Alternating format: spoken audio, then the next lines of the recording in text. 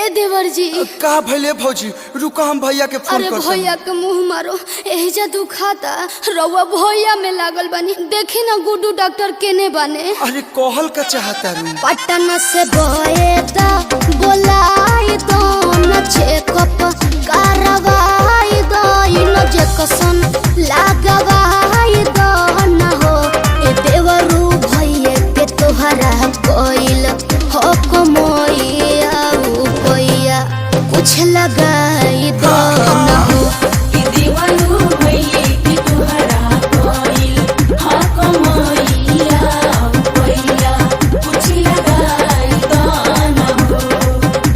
ठीक बा बुला देतनी तब तक सेव खइबू ना संतरा खइबू ना केरा खइबू।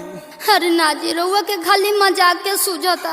अरे तो बताओ ना का खइबू। पनीर पकौड़ा अच्छा टनियो ले आ दी तनकी अच्छा ले आती है। अरे पाची चालू करके गोलंबर से जाकर पनीर पकौड़ा ले आओ और सॉस मत भुलाई है।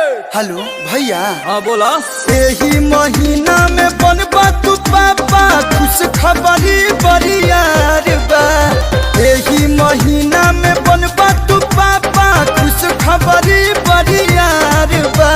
खेलावा न ले आवई भैया नया समाचार बा।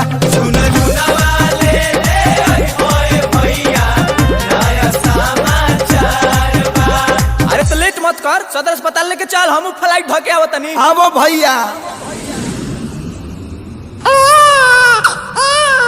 बधाई हो बेटा हुआ। ए बाबूजी मायरे भौजी के लइका भइल बा। जय हो बरहम बाबा रउरा हमर मनोकामना पूरा कर दे। आय हाय अरे चल रे मेहमान आया चल बधाई गाने चलो रे ये राजा बेटा हुआ है।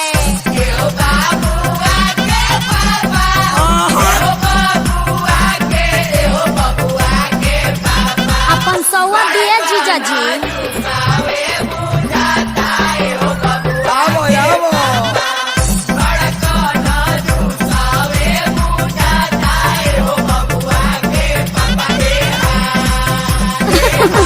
अरे धूल उड़ा देला लोग। जुड़वा देव जा। अरे सखी है देखो ना जीजा जी कितना कंजूस बाड़े है भतीजा भइल बा आ लुटावत लेमचूस बाड़े। एक कट्ठा लिख दी का बौरा गइलो। बताब ऐसे सूखा सुखी होखेला। चोर हवे रे छोटकी चोर हवे बबुआ के चाचा चोर हवे रे छोटकी को बहु खियावस ना मिठाइया उ दिल के कमजोर हवे। गुरु बाबा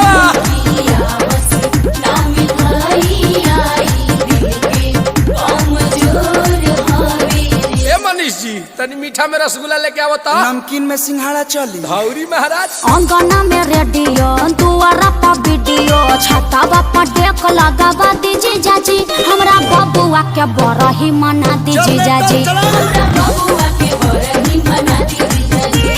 अरे बरही तो ऐसा मनाई कि पूरा जिला जवार देखी। फोन कर रे सुजीत मीडिया अरविंद बाबा सबके बुलाओ। अभ्यास तनी पवार क्या बता। बबुआ के मौसी खूब लगावा चांदी पनु रानी के तेल जतवा। अरे यो गोरेली सौरी के दुआरिया नु हो। जियो ब्यास छलकत जा। अरे यो गोरेली सौरी के दुआरिया की अन धन खूब लुटावा।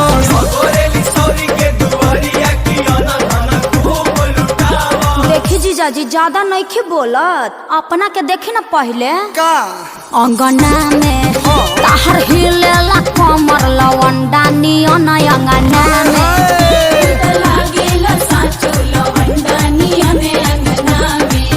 एही से बारो बांडा जी तोहर बाटे ये फांडा जी कम छाओ ढेना चल लवंडा नियन अंगना में। तू ना मालिका शेरावत ना चलू। हमर बाबूजी बन गइले बबुआ के दादा।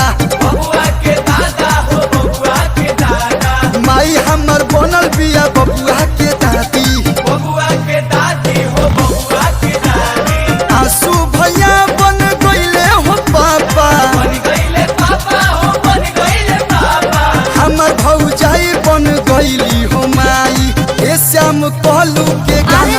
जाई वही पया कसवा कम रहिलाई हिलाओ रे